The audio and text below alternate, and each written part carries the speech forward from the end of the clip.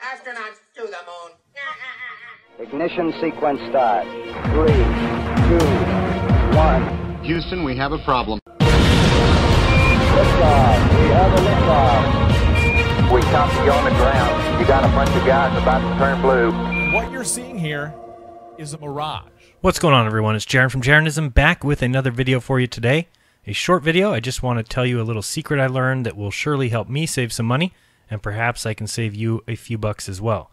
Many people consider snail mail antiquated, but I still use it, and many of you might still use it to send birthday cards or Christmas cards perhaps, or even just letters to family and friends, or even postcards from places that you visit or vacation to. Currently in the United States, the price we are told is 55 cents per letter and 35 cents per postcard. Well, I'm about to show you how to send a letter or postcard for only 2 cents. But before we get started, let me just give you a few disclaimers here. First, this only works in the United States, so if you're in another country, I don't know their laws, and this video will not be very helpful to you. Also, I wouldn't send anything important or time-sensitive, like checks or important documents. I wouldn't use this method for those types of mailings either. And lastly, it is not for commercial use. It is only for personal use. So for sending to a friend or family member, something like that. Also, this will not work if you're trying to send something to a government agency. So if you're trying to send something to a jail or possibly the Social Security office, I would not use this method to mail anything to any government agency such as those. Alright, so let's get started on how to mail a letter for only 2 cents. So this all started when I began posting my P.O. box, and I received quite a few letters, but one in particular stuck out. It was a letter from a man, Ted Eldon, and you'll notice something weird about this letter in the upper right hand corner. I saw a 2-cent stamp. I said, what? How did I get this mail? So I did contact Ted, and I sent him an email and asked him, hey, what's going on? How are you able to send me this for 2 cents? And he sent me another one. So now you're looking at the second letter. On the back gave me some instructions, but I could clearly see that it was possible at this point to send mail in the United States for 2 cents. I also noticed that Ted had a website that he put on his postcards to me that's called abodia.com, ABODIA.com. You should check it out. There is a ton of links to media lies, 9/11 truth. There's some links to some great videos like JFK to 9/11, Everything is a Rich Man's Trick, American history links, moon landing hoax videos, Sandy Hook links, sovereign citizen links, chemtrails, and so much more. And so I recommend that you check out Ted's site, abodia.com, as it is filled with a wealth of information for truth seekers. And thank you, Ted, very much for teaching me how to save money with this method. And as I usually do, as soon as I heard about this, I wanted to learn more about it and figured there has to be some videos on YouTube about it. And there aren't many, but I found some. And all of these videos that we'll be listening to are linked in the description. But here's the first one I found, and we'll listen to a small clip.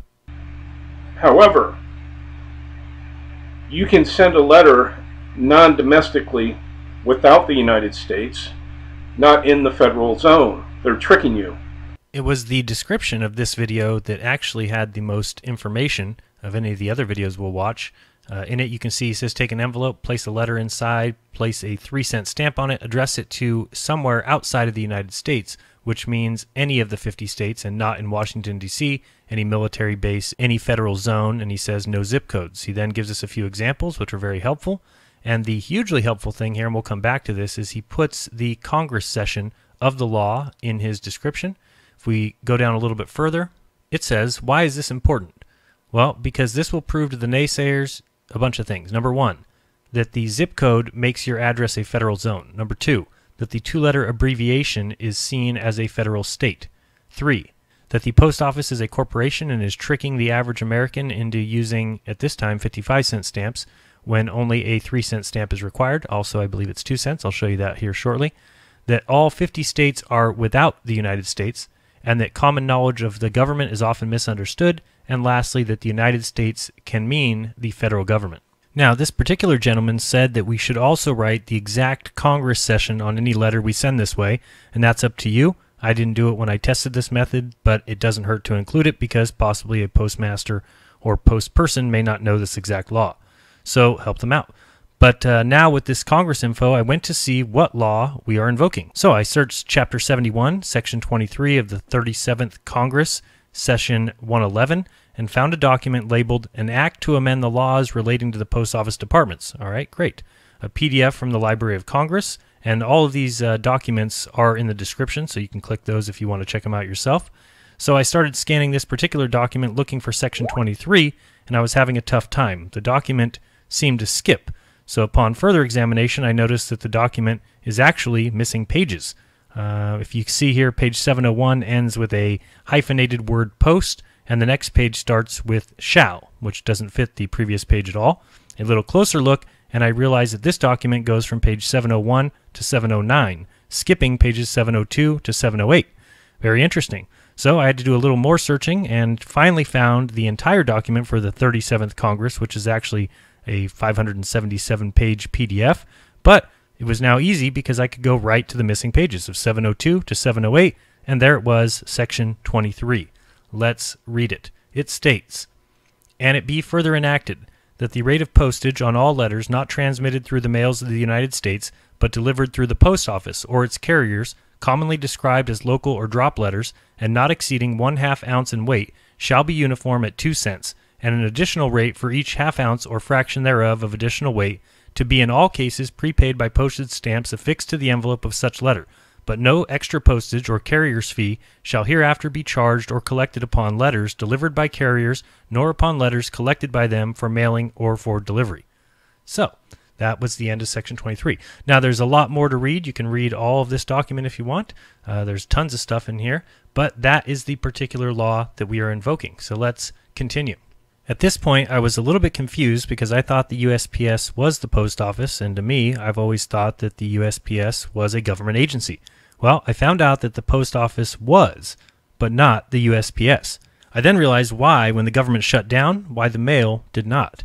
You'll see here that the USPS is an independent agency, and that something happened in 1970 called the Postal Reorganization Act, and that in that act, the USPS became an independent agency. So we're going to follow this now to the Postal Reorganization Act, signed by Tricky Dick Nixon in 1970, and we find some hocus pocus is at play. In 1970, Congress abolished the United States Post Office, which is one of the few government agencies explicitly authorized by the U.S. Constitution. So how was it abolished? Well, it created the USPS, a corporation-like independent agency with an official monopoly on the delivery of mail in the United States. Let's read. "The United States Postal Service shall be operated as a basic and fundamental service provided to the people of the government of the United States, authorized by the Constitution, created by act of Congress, and supported by the people. The Postal Service shall have as its basic function the obligation to provide postal services to bind the nation together through the personal, educational, literary, and business correspondence of the people. It shall provide prompt, reliable, and efficient services to patrons in all areas, and shall render postal services to all communities. The cost of establishing and maintaining the postal service shall not be appointed to impair the overall value of such service to the people." You'll also notice a little bit further down it says the Postal Reorganization Act exempts the USPS from the Freedom of Information Act, disclosure of information of a commercial nature, including trade secrets, whether or not obtained from a person outside the Postal Service, which under good business practice would not be publicly disclosed. So in 1970, the executive branch piece of the Post Office ceased to exist, but the duties and obligations were taken over by the USPS, which is now a private organization, a government-regulated monopoly. So then I realized that the post office employees are union workers. They work for a private business, the USPS, a for-profit corporation with a government-regulated monopoly, and they still have to deliver mail that is addressed the old way for the same price. So when you choose to send mail the way we do now, with the abbreviated state and with the zip code, what you're actually doing is you're authorizing that additional price. You're saying, I choose to use the USPS for their prices to send my mail. However, we just saw that Congress has already said what the United States Post Office is responsible for and the price that we are to pay for letters. So guess what? We can still pay that price. Let's continue.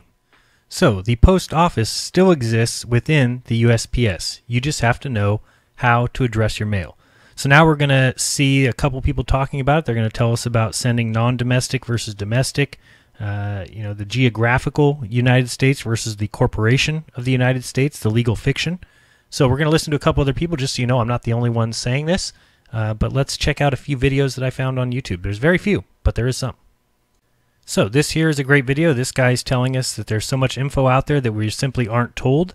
that we are choosing to use the USPS as a business rather than was originally planned. But let's go ahead and just listen to a portion of what he's got to say.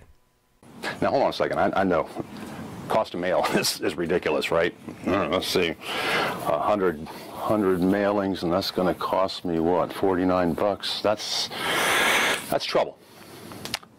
But what if I could tell you that you could mail 2 cents per envelope? 2 cents per. We've tested this all over the country, and it works. What it is you're invoking something that has always been there, but nobody wanted you to know. It's called the General Post Office. It still exists. All right, the next video is from 2013 or so, and I thought it was interesting when you scroll down to the comments, you'll see somebody from just 4 months ago who says, just sent a letter from Cali to Texas for 3 cents. It works. But let's listen to this guy talk about it for a little bit. You use the U.S. Post Office, not the United States Postal Service. They're two different entities. The U.S. Post Office was created by Congress as mandated by the original Constitution. In the 1960s, the U.S. Post Office was changed to the United States Postal Service, which is a separate corporate entity. So the U.S. Post Office still exists within the U.S. Postal Service. And so at this point, it was starting to make a little bit of sense. All you needed to know how to do was to address a letter correctly, and you would be technically using the post office, and the corporation, the USPS, must still adhere to its original bylaws. Then I found this video, also from 2013.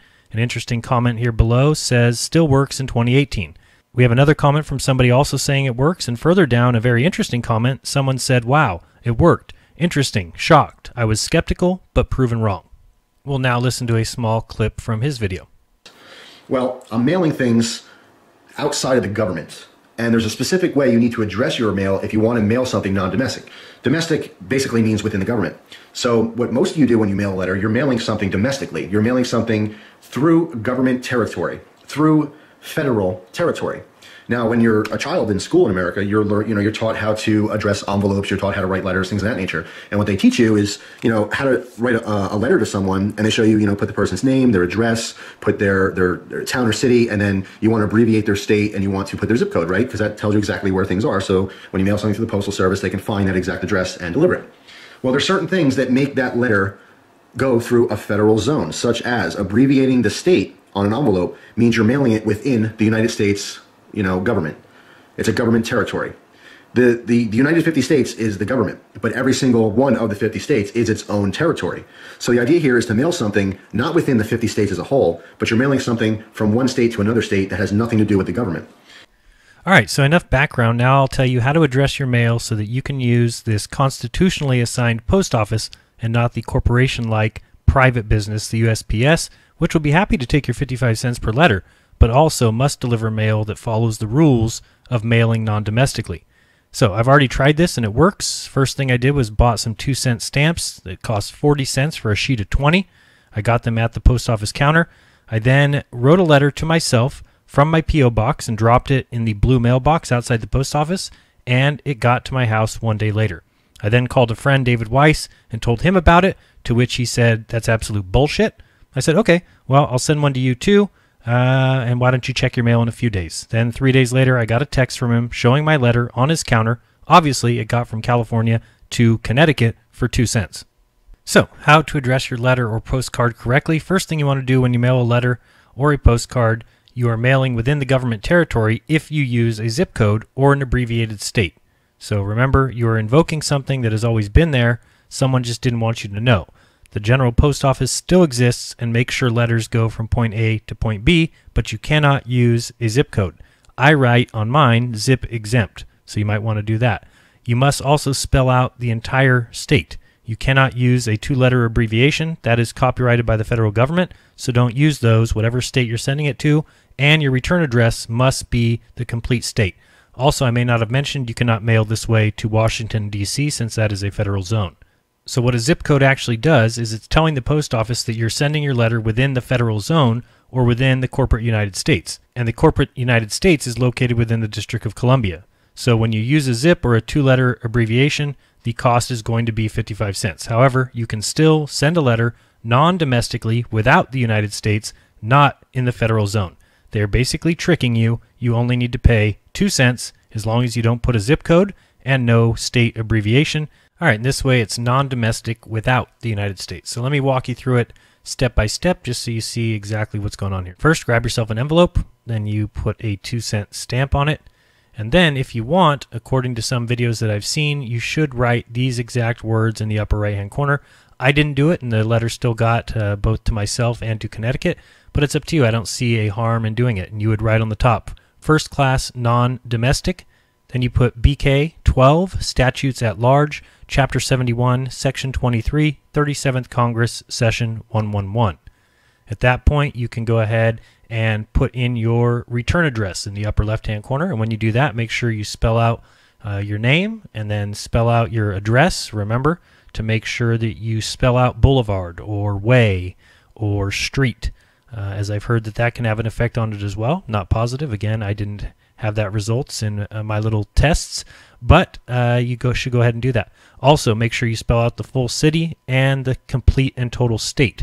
So do not use the 2-letter abbreviation. And then underneath it, I wrote zip exempt. Okay, and then last thing you want to do is address your letter or postcard. And in the to address, you would do the same thing. Full name of the person you're sending it to, their full address, including the word street, not the abbreviation, etc., etc. And then you would also put their city, comma, and then spell out the complete state that you're sending it to and place zip exempt below that. And you can send mail for only 2 cents. So in other videos before, I've saved you 90% if you're a cigarette smoker, and now I just saved you 90% if you send regular old mail through the post office. All right, and so now you too can save money by using the post office and not the USPS.